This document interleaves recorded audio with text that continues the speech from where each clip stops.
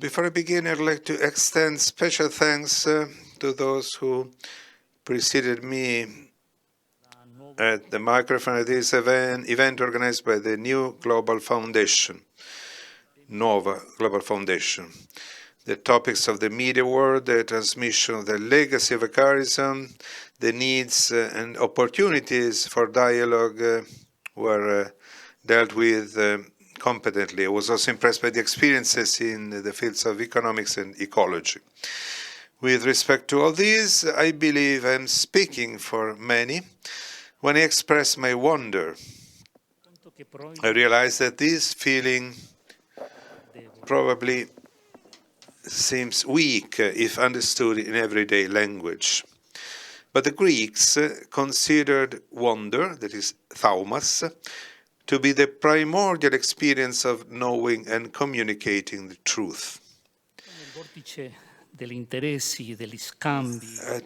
Caught up in the whirlwind of interest exchanges and social processes where everything seems to have an expiry date, where everything seems to have value only when it is useful, today's humans are still capable of feeling wonder when they discover and bring to light what is, what remains, what authentically indicates value beyond all practical utility, usefulness. And so let me say as a philosopher that my wish is that one of the goals of the Nuova Global Foundation is to be an exhaustible source of wonder.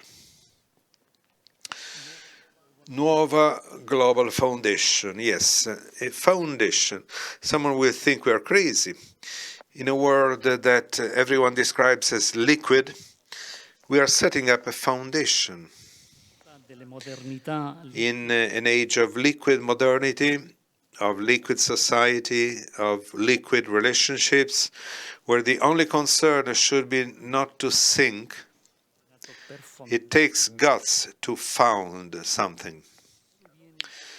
Where does so much courage come from?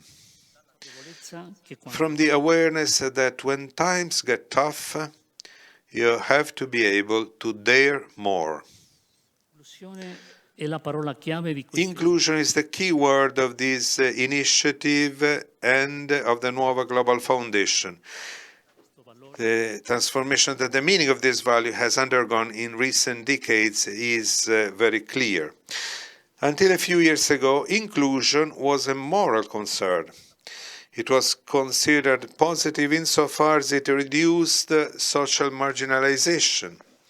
Inclusion was the idea behind many educational projects aimed at overcoming discrimination of all kinds. In an era marked by class differences, inclusion was the way to bring the lower classes to enjoy the same social and economic benefits as the upper classes. In other words, inclusion was the way to bring those who could not make it on their own into the mainstream of society. Today, this meaning of inclusion, which remains important, is not the decisive one. Inclusion is no longer a possibility given to someone, but a necessity that concerns everyone. We experience daily that reality is plural and interconnected, that the principle of planetary interdependence shows the validity of the condition marked by the principle that whatever happens in any corner of the world can have a repercussion in any other part of the planet. Natural sciences had long since discovered this principle, ever since when back in 1962, Edward Lorenz coined the famous saying that, I quote, "the slightest flutter of a butterfly in Brazil can cause a hurricane in Texas," and placed it as a suggestive foundation for the emerging chaos theory. Today we have discovered that hurricanes are neither the first thing nor the only thing to be afraid of. We have witnessed how a virus that has emerged from who knows where is producing death, disease, and social limitations everywhere. We have seen how deforestation in one region of the planet is causing incalculable damage to the planet's ecological balance. We have experienced how an oil tanker that loses its cargo of fuel in one corner of some sea implies a massive environmental damage elsewhere. We have repeatedly experienced how a change in a financial index on a stock exchange located far away can produce redundancies in another part of the world, and so on. And if this series of events describes the condition of interdependence between different areas of the planet, it presents itself in the same way, even if proportionally reduced, within any circumscribed human community. Even our cities, in fact, are affected by the multicultural and multi-religious condition. In our cities, too, there are poor and rich neighborhoods, places where certain cultures congregate, and spaces where citizens of different traditions and worldviews live together, often with difficulty. So even in our human communities, we experience interdependence. One possible response to this condition is to shut oneself up in the fortress of one's own security, to find oneself alone with one's fellow human beings, to raise embankments, erect walls, prevent people from crossing the border and meeting one another. A temptation that is present and known in those who are afraid of multicultural encounters and want to solve the challenges of interdependence by denying it. But this temptation is not the majority one. There is no barrier, no wall, no boundary that can prevent humanity from recognizing itself as a subject composed of a single destiny. How many times, especially in recent years, have we heard the warnings such as "no one saves himself or herself, we are all in the same boat, no one is an island," etc. It is clear, and we are learning the hard way, that we cannot live happily when suffering and despair are sown all around us. If my destiny is embedded in the destiny of all, if my happiness depends on the happiness of others, then it will depend above all on those who have known. The logical consequence is that without an inclusive attitude, without a planned and competent inclusiveness, we go nowhere.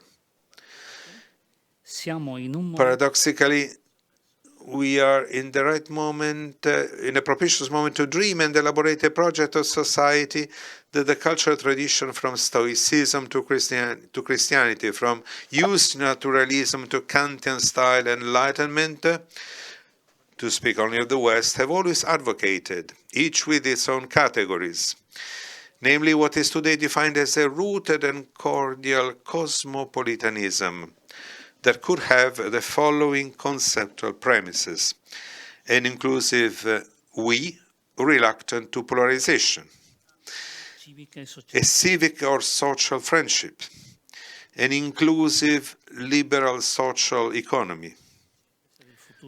We say the enterprise of the future will be social or it will not be.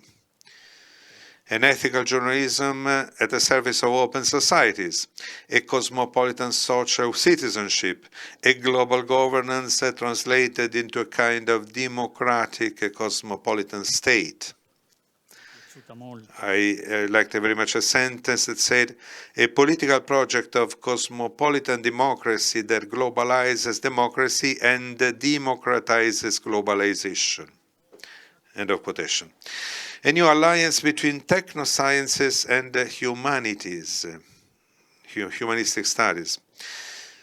All this is based on respect for the identities of peoples, and above all, on a cosmopolitan ethic, which means a dialogical ethic of cordial reason, an ethic of intersubjectivity that is not formal but anchored in the principles of hospitality and compassion, and in a transnational and global moral conscience that pays special attention to the poor and the excluded, that comes to terms with the human vulnerability and is supported by an ethical education based on the dignity of creation and of human persons. Is it a utopia? A long list of scholars has been advocating these. I don't have time to read you the list. But also the tireless work of the best NGOs in the service of integral development and international institutions beyond its obvious limits. I strongly believe that fostering the implementation of such a project must be part of the constituent mission of the Nuova Global Foundation. It seems to me tiring out the last ones and including them in the public space, uncovering the most hidden conditions and inserting them in the representation of interests, unearthing the invisible and bringing them to the center of political deliberation. These are processes that also qualify the humanism launched by Pope Francis, by Patriarch Bartholomew, by the Imam of Al-Azhar and other religious leaders.